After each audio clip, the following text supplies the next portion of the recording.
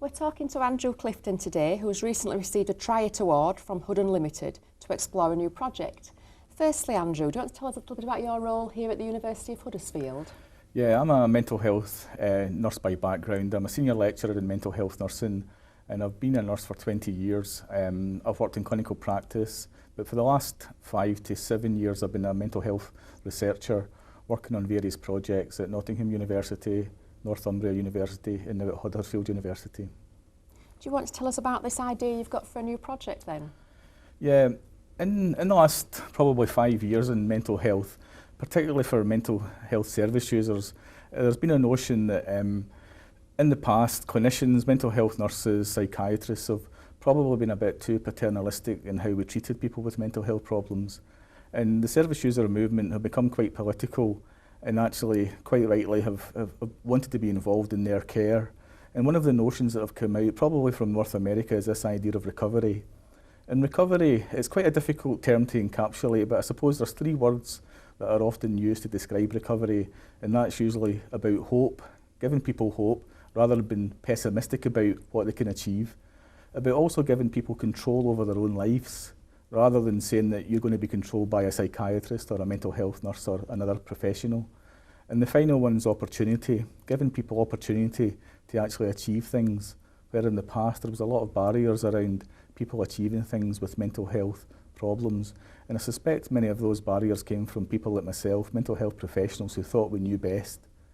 So this notion of recovery is about facilitating hope, opportunity and control for mental health service users. And when I came to Huddersfield University, I seen there was an opportunity to apply for one of these awards, and I thought this might be a good idea, this might have been a window of opportunity to try and set up something within the community for mental health service users to have ownership of, to create something that they've, or to co-create something that they could manage themselves, which could possibly facilitate recovery in the short term and hopefully in the long term.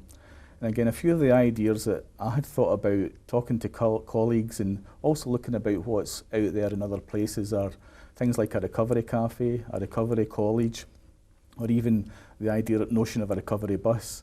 So these were some of my ideas. So the intention then was to bring in to the university, after we'd successfully applied for this award, mental health service users, clinicians who work in services at the moment, and researchers like myself and other people who are involved in the teaching and learning and generating research in mental health.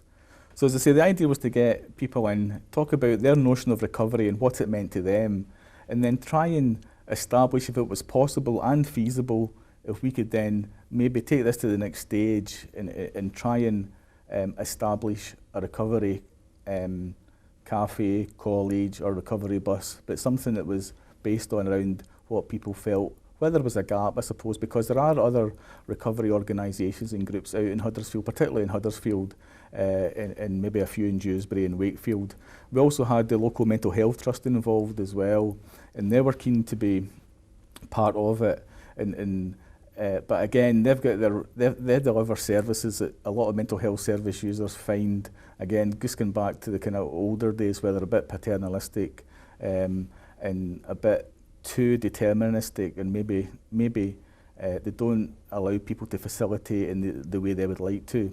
But at the end of it, we really did get an idea that there was a gap there for people, particularly in this local area in Huddersfield, that something could grow from this and develop from the ideas and discussions that we had, and there was a determination that we would probably take this forward in the next 3 months. Mm-hmm. Yeah. What do you see as the next step then in this project? I think the next thing to do, and I think hopefully the Mental Health Trust have maybe agreed to facilitate this, that we could have a follow-up meeting to discuss the outcomes of this, the workshop that we had, and then see if that enthusiasm is still there, see if the will's still there, and then identify the funding groups and hopefully apply for funding to take it to the next level. Yeah. How have you found the HudUnLtd experience? Well, again, I thought it was really good in the sense that when I identified that there was a potential funding there and I got in contact with Barry, things happened really quickly. I got a lot of support from Barry, but also a lot of freedom to do what I thought, or at the time, and the other people who were tentatively involved, You know, it wasn't a case of you have to do this, you have to fulfil this criteria. Yeah, there was a few rules and regulations, but essentially we were left to get on with it, which was really good, really helpful actually, because again, sometimes it's difficult to know if your idea fits into this notion of social enterprise, and it can be quite a strict criteria occasionally.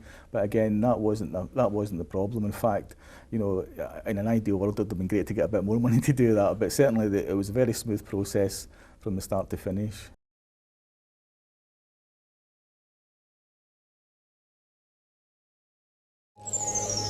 The University of Huddersfield, inspiring tomorrow's professionals.